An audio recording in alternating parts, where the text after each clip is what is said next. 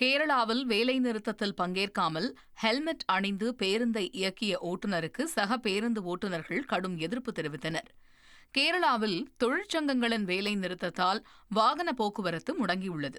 இந்நிலையில் பத்தனந்திட்டாவில் இருந்து கொல்லம் நோக்கி சென்ற அரசு பேருந்தை ஷிபு தாமஸ் என்ற ஓட்டுநர் ஹெல்மெட் அணிந்தபடி ஓட்டி சென்றார். இந்த காட்சி சமூக வலைதளங்களில் பரவிய நிலையில் அடூர் பகுதியில் பேருந்து சென்றபோது சக ஓட்டுநர்கள் தடுத்து நிறுத்தி வாக்குவாதத்தில் ஈடுபட்டனர்.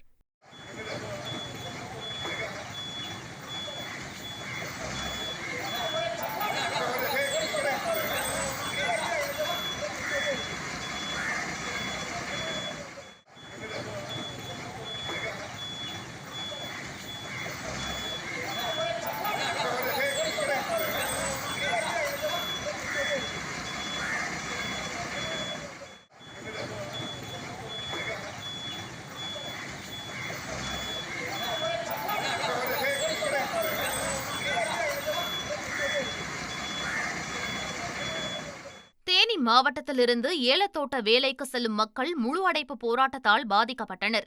நாடு தழுவிய பொது வேலைநிறுத்த போராட்டத்தை தொடர்ந்து தேனி மாவட்டத்திலிருந்து குமுளி, போடிமெட்டு வழியாக கேரளாவிற்கு இயக்கப்படும் அரசு பேருந்துகள் தமிழக எல்லை வரை மட்டுமே இயக்கப்பட்டன. 10,000க்கும் மேற்பட்ட ஏலத்தோட்ட தொழிலாளர்கள் இதனால் பாதிக்கப்பட்டனர்.